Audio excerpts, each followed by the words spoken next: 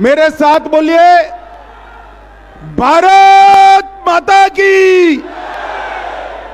क्यों भाई, क्या हो गया है? स्टील नगरी की आवाज को ऐसी आवाज नहीं चलेगी। 2023 में छत्तीसगढ़ में सरकार बनानी है या नहीं बनानी है? 24 में मोदी जी को प्रधानमंत्री बनाना है या नहीं बनाना है? तो मेरे साथ दोनों हाथ उठाइए, उठाइए दोनों हाथ, विजय के संकल्प की मुट्ठी भींचिए और प्रचंड आवाज से बोलिए, भारत माता की। बोलो जय श्री राम, जय जय श्री राम।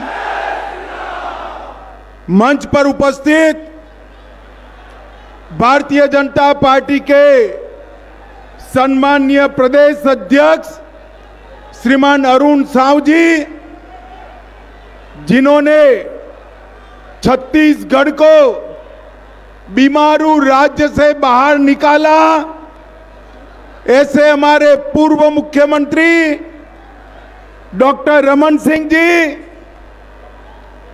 जिन्होंने देश भर के कई राज्यों के संगठन को गढ़ने में बड़ी भूमिका निभाई, ऐसे यहां के प्रभारी श्रीमान ओम प्रकाश माथुर जी, सह प्रभारी नितिन नवीन जी, नेता प्रतिपक्ष नारायण चंदेल जी, यहीं की नेत्री और सांसद बहन सरोज पांडे जी, श्री विजय बघेल जी, श्री संतोष पांडे जी, श्री मोहन मंडावी जी, श्री प्रेम कुमार पांडे जी, और आज इस विराट जनसभा में आए हुए प्यारे भाइयों, बहनों, माताओं और मेरे जिगर के टुकड़े जैसे युवा मित्रों,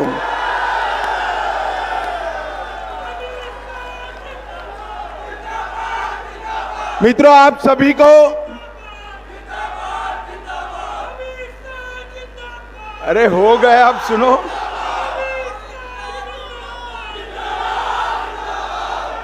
मेरे साथ बोलिए, भारत माता की।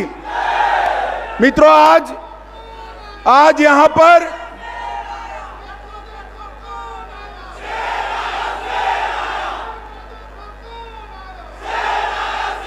अब बोलने भी दोगे या नहीं बोलने दोगे भाई? शांति रखो, सुनो सुनो।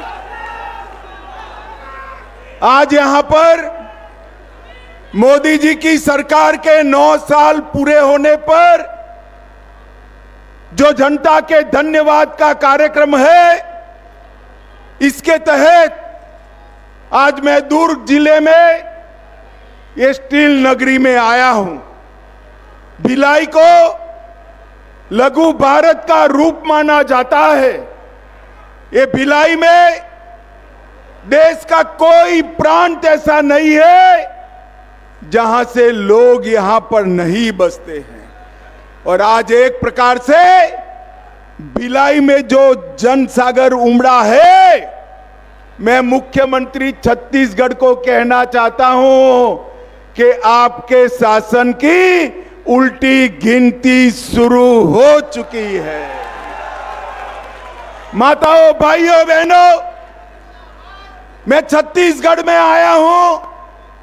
ये प्रभु श्री राम का नैनीहाल है और प्रभु श्री राम के गमन का रास्ता भी यहां पर है।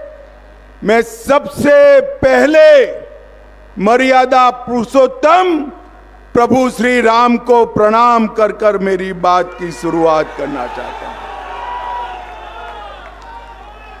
भाइयों, बहनों, 2014 में छत्तीसगढ़ ने 11 में से 10 सीटें दी और 19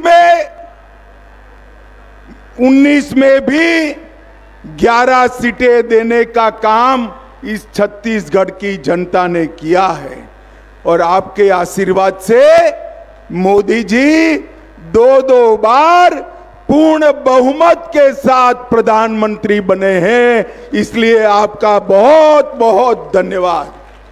मुझे बताओ भाई, 23 में यहां विधानसभा का चुनाव है।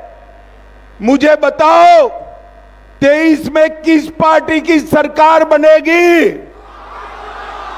जोर से बोलिए, किस पार्टी की सरकार बनेगी? और मुझे बताओ 24 में राहुल बाबा और मोदी जी कौन प्रधानमंत्री बनेगा? अरे जोर से बोलो, कौन प्रधानमंत्री बनेगा?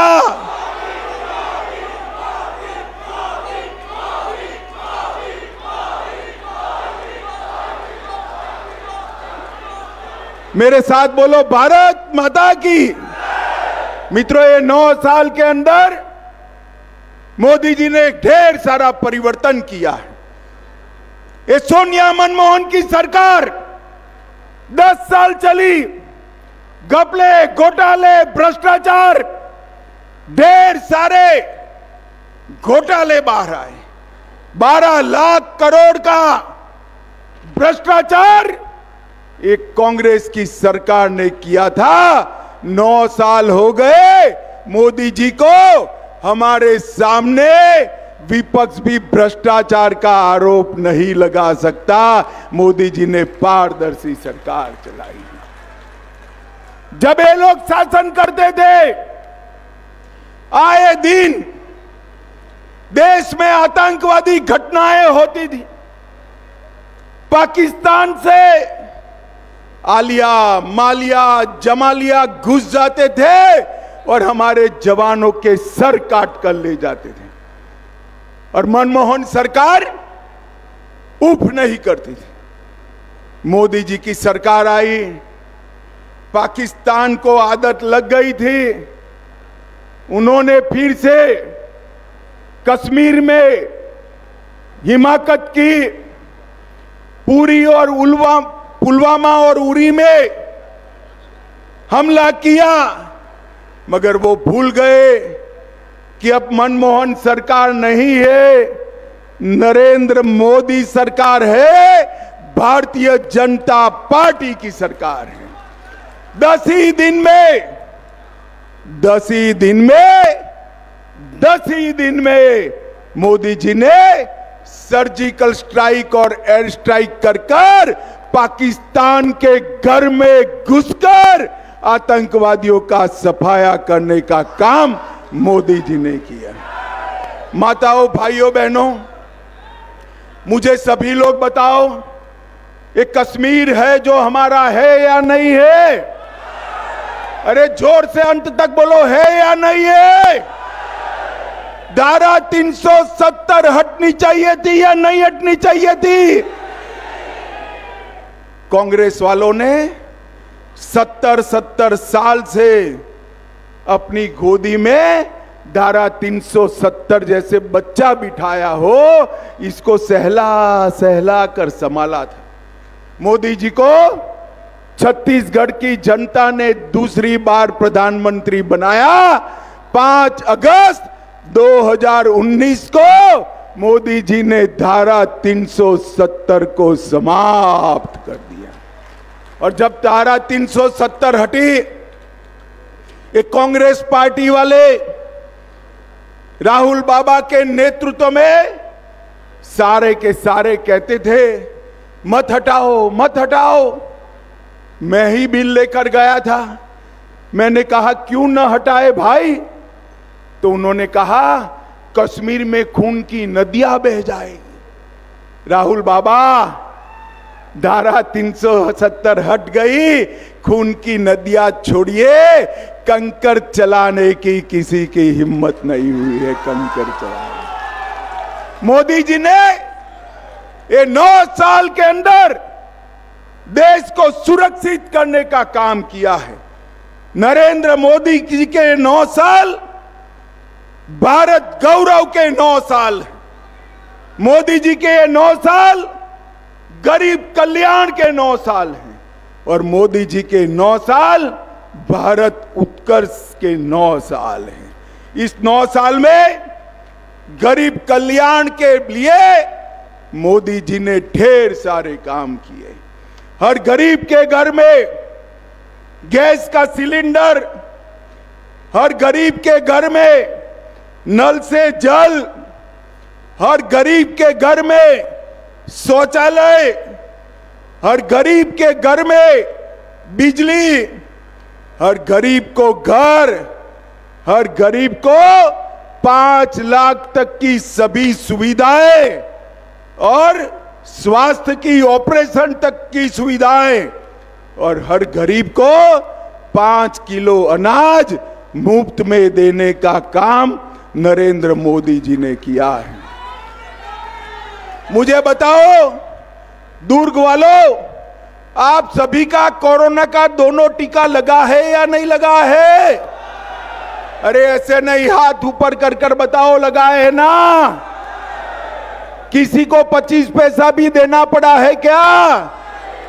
मोदी जी ने 130 करोड़ की आबादी को कोरोना का दोनों टीका लगाकर कोरोना से सुरक्षित करने का काम नरेंद्र मोदी जी ने किया है। मित्रों, नरेंद्र मोदी जी ने किया। मित्रों, ये राम का नैनियाल है। मुझे बताओ, प्रभु श्री राम का मंदिर कश्मीर में, अरे अयोध्या में बनना चाहिए या नहीं बनना चाहिए? अरे जोर से बोलो, बनना चाहिए या नहीं बनना चाहिए? 70 साल से बाबर ने जब से तोड़ा, एक कांग्रेस राम मंदिर को लटका रही थी, भटका रही थी, अटका रही थी।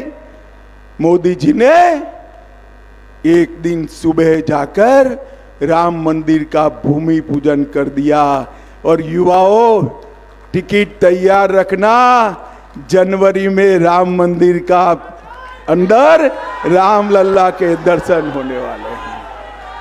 70 साल तक अपनी वोट बैंक संभालने के लिए प्रभु श्री राम का अन्याय करने का काम एक कांग्रेस सरकार ने किया है। और नरेंद्र मोदी जी ने प्रभु श्री राम को सम्मान के साथ उसी स्थान पर जहां प्रभु श्री राम का जन्म हुआ था, वहां भव्य मंदिर स्थापित कर कर सम्मान के साथ बिठाने का काम नरेंद्र मोदी जी ने किया है। मोदी जी के नेतृत्व में भारत 11वें नंबर से 5वें नंबर की अर्थव्यवस्था बना। अभी G7 में मोदी जी गए थे, आज भी अमेरिका में उनके कार्यक्रम चल ही रहे हैं। G7 में ढेर सारे देश के राष्ट्राध्यक्ष कोई अपॉइंटमेंट मांगता है, कोई ऑटोग्राफ लेता है, और अफ्रीका में तो किसी ने मोदी जी के पैर भी छू लिए। और जहां जहां गए मोदी मोदी मोदी मोदी मोदी मोदी के नारे लगते हैं। ये मोदी मोदी के जो नारे लगते हैं ना, वो नरेंद्र मोदी जी के लिए नहीं लगते हैं, भारतीय जनता पार्टी के लिए नहीं लगते हैं।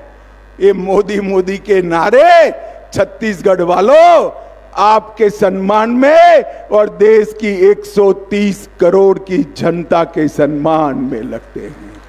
मोदी जी ने देश का सम्मान दुनिया के सामने बढ़ाया है। मित्रों, मैं छत्तीसगढ़ की भी बात करना चाहता हूं। कांग्रेस का शासन था, वामपंथी उग्रवाद चरम सीमा पर था। आज मोदी जी के शासन में हमने वामपंथी उग्रवाद पर एक बस्तर का थोड़ा क्षेत्र छोड़कर कुल मिलाकर कंट्रोल लेने का काम किया है। मित्रों, मोदी जी ने आदिवासी समाज की बेटी को राष्ट्रपति बनाया, पिछड़ा वर्ग को अपना आयोग देकर संवैधानिक मान्यता दी, और दूसरी ओर एक सरकार बची है कांग्रेस की यहां छत्तीसगढ़ की। क्या कर रहे हैं बघेल साहब? घोटाले पे घोटाले, घोटाले पे घोटाले, घोटाले पे घोटाले। और ये बघेल सरकार, घोटाले की बात बाद में करता हूं भाई, ये बघेल सरकार वादा खिलाफी करने वाली सरकार है। उन्होंने शराबबंदी की घोषणा की थी, शराब की होम डिलीवरी चालू कर दी। युवाओं, आपको 10 लाख नौकरी देने का वादा किया था, मिला है भैया किसी को? अरे मिला है क्या? बेरोजगारी भत्ता 2500 रुपया दिया देना था, मिला है? जोर से बोलो, मिला है? स्व सहायता जूथों का कर्ज माफ करना था, नहीं किया। रेडी टू ईट बनाने वाली 22,000 बहनों की नौकरी चली गई। बुजुर्ग माताओं को वृद्धा पेंशन अब नहीं पहुंच रहा है समय पर। और प्रदेश में 1.5 लाख करोड़ का कर्जा भी कर दिया है। इसके साथ साथ हमारे चावल वाले बाबा रमन सिंह जी जब मुख्यमंत्री थे, तेंदुपत्ता का रेट और पैसा दोनों मिल जाता था। आज लगभग तेंदुपत्ता का 500 करोड़ रुपया गरीब आदिवासियों का बकाया है। बघेल साहब, आपको शर्म आनी चाहिए। आपने इतने वादा खिलाफी की है कि छत्तीसगढ़ की जनता चुनाव का ही राह देख रही है। चुनाव आते ही आपकी कुर्सी पलटना तय है। फिर से भारतीय जनता पार्टी की सरकार। ये सरकार ने ढेर सारे घोटाले किए। शराब घोटाला 2000 करोड़, कोयला घोटाला परिवहन का 500 करोड़, गरीब अन्न योजना में 5000 करोड़ के घोटाले का आरोप, गोठान घोटाला 1300 करोड़ का आरोप, पब्लिक सर्विस कमीशन का घोटाला, लाखों लोगों से नौकरी के सामने पैसे मांगे गए। कोरोना सेस लगाया मगर खर्च नहीं किया। और डिस्ट्रिक्ट मिनरल फंड में से भी लगभग 700 करोड़ रुपया के घोटाले के आरोप प्रदेश अध्यक्ष कांग्रेस स्वयं कर रहे हैं। माताओं, भाइयों, बहनों, मुझे बताओ, इतने घोटाले करने वाली सरकार को फिर से चुनना चाहिए क्या? अरे जोर से बोलो, चुनना चाहिए। ये सरकार हर मोर्चे पर फेल गई। आदिवासी इलाकों में हजारों बच्चे इलाज के अभाव में मारे गए हैं। 13,000 से ज्यादा नवजात शिशु मारे गए हैं। संरक्षित पंडो जनजाति के सैकड़ों लोग कुपोषण का शिकार बने हैं। और इसके साथ साथ 1000 किसानों ने आत्महत्या की है। बघेल जी, आपको शर्म आनी चाहिए, शर्म। 5000 से ज्यादा बलात्कार इस छोटे से प्रदेश में हुए हैं। और मित्रों, ये चावल का यश ले रहे हैं। आज मैं आपको बताना चाहता हूं, मोदी जी ने लगभग 61 लाख टन चावल, मतलब 92 लाख मैट्रिक टन धान खरीदने का काम किया है। और 74,000 करोड़ रुपया, 74,000 करोड़ रुपया नरेंद्र मोदी जी ने भेजा है। और ये कह रहे हैं मैं चावल खरीदता हूं। मित्रों, मोदी जी ने 74,000 करोड़ रुपया किसानों के बैंक अकाउंट में भेजा है। कितना भेजा है? जरा जोर से बोलो, जोर से बोलो, कितना? और ये छत्तीसगढ़ सरकार ने कितना दिया? 12,600 करोड़ रुपया। मुझे बताओ भाई, 74,000 करोड़ ज्यादा है या 12,000 करोड़ रुपया? जोर से बोलो। तो किसने किसानों का चावल खरीदा? नरेंद्र मोदी सरकार ने खरीदा है। ये झूठ बघेल जी बोलना बंद करे। 90% पैसा नरेंद्र मोदी सरकार ने दिया है। 92 लाख टन धान नरेंद्र मोदी सरकार ने खरीदा है। और ये पूरा जो सिस्टम है ना, जिसके आधार पर आप कूदा कूद करते हो, ये पूरा धान खरीदी का सिस्टम हमारे रमन सिंह जी ने बनाया है। मित्रों, रमन सिंह जी ने बनाया है। मित्रों, इस छत्तीसगढ़ को भारतीय जनता पार्टी ने बनाया था। अटल जी की सरकार थी, तब छत्तीसगढ़ बनाया गया। और फिर छत्तीसगढ़ को बीमारू राज्य से अच्छे राज्य में बदलने का काम भी 15 साल तक हमारे रमन सिंह जी ने किया है। और आगे पर भी छत्तीसगढ़ को हम आगे बढ़ाएंगे। मित्रों, कांग्रेस वाले बहुत ढोल पीटते हैं। मैं आज मुख्यमंत्री से पूछने आया हूं, 10 साल तक आपकी सरकार थी, सोनिया मनमोहन की सरकार थी केंद्र में। 10 साल तक कितना रुपया भेजा? सिर्फ 74,000 करोड़ रुपया यूपीए सरकार ने भेजा। और 74,000 करोड़ रुपया की जगह नरेंद्र मोदी जी ने लगभग 3 लाख करोड़ रुपया 9 साल में भेजा है। 9 साल में। और ये सारा पैसा आज बघेल सरकार भ्रष्टाचार की भेंट बनाई है। नरेंद्र मोदी सरकार ने 38 लाख किसानों को 6,000 रुपया प्रति साल दिया। जल जीवन मिशन में 24 लाख माताओं को पानी का कनेक्शन दिया। 1.8 करोड़ लाभार्थियों को 5 लाख तक का पूरा स्वास्थ्य का खर्चा फ्री ऑफ कॉस्ट मुफ्त कर दिया। और इसके साथ साथ 38 लाख बहनों को शौचालय बना कर दिया। 52 लाख परिवारों को मुफ्त में 5 किलो अनाज हर महीना भेज रहे हैं। 6 लाख माताओं को गैस का कनेक्शन दिया। और इसके साथ साथ आईआईटी भिलाई में देने का काम भी नरेंद्र मोदी सरकार ने किया।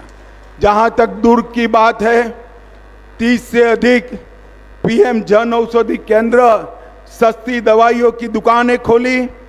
30,000 से ज्यादा लोगों को घर दिया। 2 लाख से ज्यादा लोगों को जल जीवन मिशन का कनेक्शन दिया। और 90,000 माताओं को गैस का सिलेंडर दिया। माताओं, भाइयों, बहनों, ये कांग्रेस पार्टी पूरा जोर लगा रही है राहुल बाबा को प्रधानमंत्री बनाने के लिए। मैं देश भर में, पूरे देश भर में दौरा कर रहा हूं।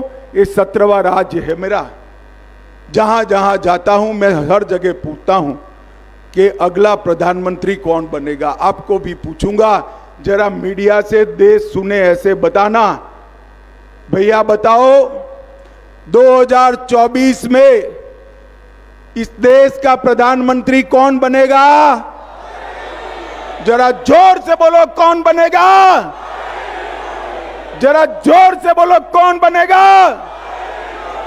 2023 में छत्तीसगढ़ में किसकी सरकार बनेगी? जोर से बोलो, किसकी सरकार बनेगी? छत्तीसगढ़ में पूर्ण बहुमत की सरकार बनाओगे? जोर से बोलो, हाथ उठाकर बनाओगे? कमल के निशान पर बटन दबाओगे? 24 में फिर से मोदी जी को प्रधानमंत्री बनाओगे? तो मेरे साथ दोनों हाथ उठाइए, उठाइए दोनों हाथ।